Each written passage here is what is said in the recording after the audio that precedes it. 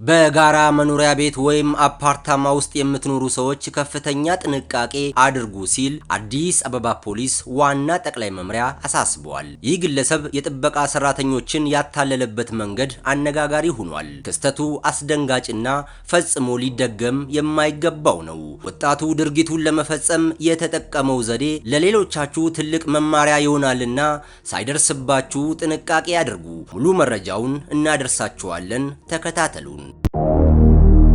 ይህ የምትመለከቱት ወጣት አብርሃም ፍቃዱ ይባላል። በአዲስ አበባ ኮልፌ ቀራኒዮ ክፍለ ከተማ ዓለም ባንክ አካባቢ በመሄድ ያልተጠበቀ አስደንጋጭ ተግባር መፈጸሙን ፖሊስ አስታውቋል። ግለሰቡ አካባቢው ላይ ወደሚገኝ አንድ ትልቅ አፓርታማ ይሄዳል። ታዲያ ግቢው በር ላይ ሲደርስ የአፓርታማው የጥበቃ ሰራተኞች አስቁመውት ማንነቱን ይጠይቁታል። በዚህ ወቅት አብርሃም ያቀረበው ምክንያት ለሌሎችም መማሪያ የሚሆን ጉዳይ ነው። በጋራ መኖሪያ ቤት ውስጥ የሚኖሩ በተለይ ደግሞ የጥበቃ ሰራተኞች ሁሌም ከፍተኛ ጥንቃቄ ማድረግ ይኖርባቸዋል። ግለሰቡም የቅርብ ዘመድ የሆኑ ቤተሰቦቹ አፓርታማው ላይ እንደሚኖሩ ይነግራቸዋል። የጥበቃ ሰራተኞቹም ብዙም ሳያንገራግሩ አምነውት ወደ ግቢው ውስጥ እንዲገባ ይፈቅዱለታል። ከዚህ በኋላ ነበር ፈጽሞ ያልተጠበቀ አስደንጋጭ ክስተት የተፈጠረው። አብርሃም ፍቃዱ እንዲገባ ሲፈቀድለት ያሰበውን ዓላማ ለማሳካት አንድ እርምጃ እንደተጓዘም ያረጋግጣል። ወዲያው በፍጥነት አስቀድሞ ወዳሰበበት ቤት ያመራል። የጥበቃ ሰራተኞቹ ካጠገባቸው እንደተለየ ወደ ውስጥ መግባቱንም ረስተውታል። ግለሰቡ ላይ ጥርጣሬ አድሮበት ለመከታተል አሊያም ለማጣራት የሞከረ ከጥበቃዎቹ መካከል አንድም ሰው አልነበረም።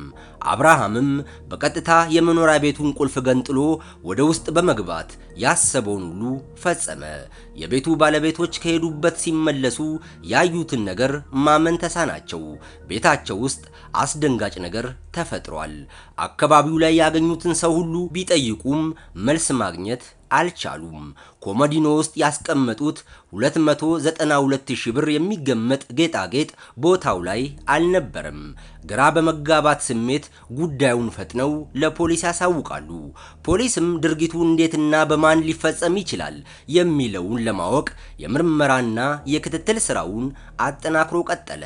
ከክትትል ክፍሉ ጋር በመቀናጀት ብርቱ ጥረት ማን እንደፈጸመው ለማወቅ ብርቱ ጥረት ከተደረገም በኋላ ተጠርጣሪው ሊያዝ ችሏል። ተጠርጣሪው ከተያዘ በኋላ የት እንደሸጠ መጀመሪያ ወንጀል አፈጻጸሙ እንዴት እንደፈጸመ ቦታው ላይ ድረስ በመሄድ ከገለጸልን በኋላ 13 ግራም ወርቅ የዋጋ ግምቱ 192,000 ብር የሚያወጣ መርካቶ አካባቢ የእጅ ሸጫለው 100,000 ብር ብሎ በራሱ ፍላጎት አምኖ የሰጠ በመሆኑና ምርመራውን በጥልቀትና በስፋት አጣርተን ለክፍሉ አቃቤ ሕግ ነው መዝገብ የመላክ ስራ ነው የሰራ ነው። የክፍሉ አቃቤ ሕግ የምርመራ መዝገቡን ካየ በኋላ ክስ መስርቶበታል። ፖሊስ የምርመራ ስራውን አጠናቆ መዝገቡን ለአቃቤ ሕግ ያስረክባል።